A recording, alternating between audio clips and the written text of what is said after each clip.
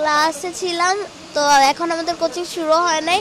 যারা হচ্ছে এমটিতে খারাপ রেজাল্ট করছে তাদেরকে মিস সাজেশন দিতেছিল যে এগুলো পড়ো। হঠাৎ করে একটা অনেক জোর বিকট শব্দ হয়েছে, মিস সবাই কান ধরে ফেলছে, মিস অনেক তাড়াতাড়ি করে কান ধরছে। পরে এবার মিস বলে যে কী হয়েছে, আমি তো ভাবছি যে আকাশ থেকে মনে হয় শিলা বা এরকম কিছু পড়ছে।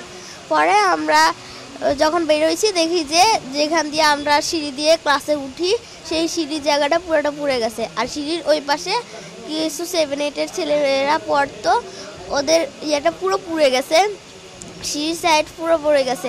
ওখানে অনেকে মানে গড়াগড়ি করতেছে, 7-8-এর ছেলেরা তো ভয় দৌড় দিতে গেছিলো। আগুনের পরে অনেকে গা লাল হয়ে গেছে, অনেকের খুব জামা কাপড় পুড়ে গেছে, তারা মাটিতে শুয়ে গড়াগড়ি করতেছে। আমাদের লর্ড মিস বলতেছে যে তো আমরা সিঁড়ির দিকে দৌড় দিতে, আমরা ভাবছি যে মিস যেটা বলছে এটাই ঠিক। আমরা সিঁড়ির দিকে দৌড় দিছি, মিস বলছে আগুন নিভে গেছে, ধোঁয়া উঠতেছে। আমরা ওখানে গেছি, গ্যাস সরে দিছিল। পরে মিসে একজনের গায়ে পড়ে গেছে, আবার একটা 8-এর ভাই আমার গায়ের উপর পড়ে গেছে। পরে আমার একটা বান্ধবী আমার গায়ের উপর পড়ে গেছে। আমি অনেক কষ্ট ওখান থেকে উঠে আসছি। আর পরে বারান্দার যে গ্রিল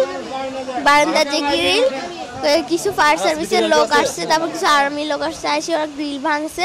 ভাঙার পর আমাদের ওখানে ট্রান্সপোর্টের যে গাড়ি রাখা হয় ওখানে একটা গেট আছে, গেট ভাঙে গেট হচ্ছে জানলার সাথে দিয়ে লাগাই দিয়েছে যাতে সিঁড়ির মতো করে যাওয়া যায়। পরে 7-8 জন মিলে নামাইছে।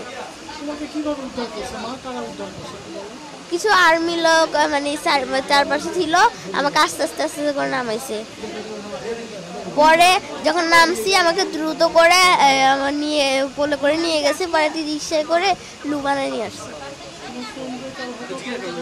হ্যাঁ, আমি বাইজিৎকে দেখছি, আলবিরাকে দেখছি, মেহরিনকে দেখছি, তাসমিয়াকে দেখছি, আর তোরসার পুরো গা পুড়ে গেছে।